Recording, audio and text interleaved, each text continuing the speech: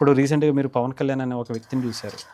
సనాతన ధర్మం గురించి ఆయన తీసుకున్నటువంటి ఒక ఒక బలమైన ఇది అనుకోవచ్చు. ఎందుకంటే ఆయన సనాతన ధర్మ పరిరక్షణ బోర్డు ఏర్పాటు చేయాలి, హిందూ దేవాలయాల మీద, హిందూ మతం మీద కావచ్చు, లేదంటే విగ్రహాల మీద కావచ్చు, వ్యక్తుల మీద కావచ్చు, అనేక దాడులు ఇవన్నీ కూడా జరుగుతున్నాయి. దాన్ని మనం కాపాడుకోవాల్సినటువంటి అవసరం మన ధర్మం మనకి ఇచ్చింది.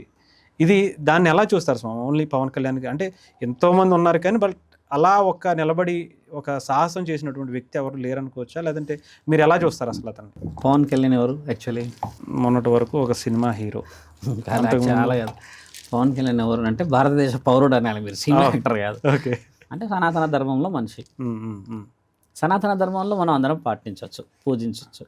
ఇప్పుడు సనాతన ధర్మంలో ఆయన గారు ఏం చేశారంటే, ఉప ముఖ్యమంత్రి అంటే డిప్యూటీ సీఎం అయిన తర్వాత మనం అప్రిషియేట్ ఎందుకు చేయాలి అంటే, ముఖ్యంగా సంప్రదాయం గురించి మాట్లాడింది కాబట్టి చేయాలి.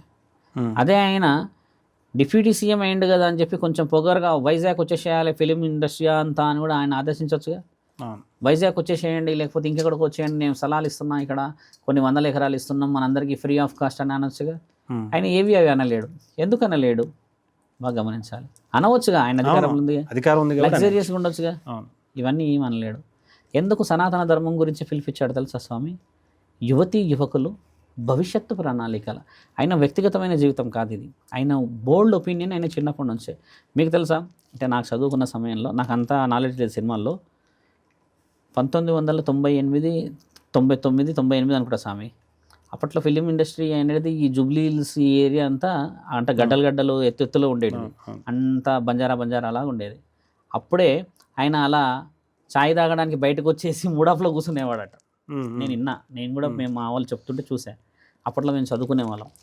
అట్లా ఉన్నప్పుడు అంటే ఆయన చిరంజీవి గారు అప్పటికి మంచి స్థితి ఉన్న మనిషే, సంపాదించేలో ఉన్నాడు, తల్లిదండ్రులు పుణ్యంగా కన్నారు ఆయన్ని, ఫ్యామిలీ బాగా చూసుకున్నాడు. అలా లేకుండా ఆయన సపరేట్ ఎందుకు వచ్చాడు? ఏదో రేంజ్ రోవరో తిరిగేట పోవచ్చుగా. అలా ఎందుకు వచ్చాడు అని అంటే, ఒక్కొక్క మనిషి యొక్క బ్రీడ్లో పరమాత్ముడు ఏ సమయంలో అయినా ఏ నట్టయినా టైటిల్ లూజ్ చేయగలుగుతాడు. ఆయనకు తెలిసి ఏం చేయాలి అని. ఉడత ఉందా మీకు తెలిసి? ఎప్పుడు చూసారు ఈ మధ్య ఉడతని? రీసెంట్గా అంటే ఒక 1 month అవుతుంది. చూసారుగా. ఉడతకి వెనక 3 గీతలు ఉంటాయి తెలుసుగా. ఆ గీతలకు అర్థం ఏమిటి? రాముడు కదా ఇచ్చాడు అంటారు. ఉడతకే రాముడు 3 గీతలు ఇచ్చాడు. కేవలం ఇసుక మారిస్తే, ఇసుక తీసుకెళ్ళింది ఇట్లా తోకకి ఇలా తబ్బి ఆ మధ్యలోకి వెళ్ళింది. ఆ ఉడతకే రాముడి పైననో భక్తి పైననో అంత ప్రేమ ఉంటే మిత్ర, 9 మాసాలు ఆ తల్లి కడపంలో ఉండి రక్తపు మాంసపు ముద్దలు తిన్న ఒక 6 అడుగుల శరీరానికి ఉండకూడదా? దైవం మీద ఈ దేశం మీద భక్తి ఉండకపోతే బాధపడాలి, కానీ ఉంటే ఈ ఏడిపోయింది స్వామి.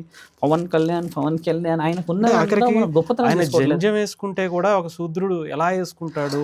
శూద్రుడు దట్ శూద్రుడు చాలా మంది అనేది ఇక్కడ అదే ఇప్పుడు శూద్రుడు అంటారు, లేదా ఇంకొకళ్ళు అంటారు.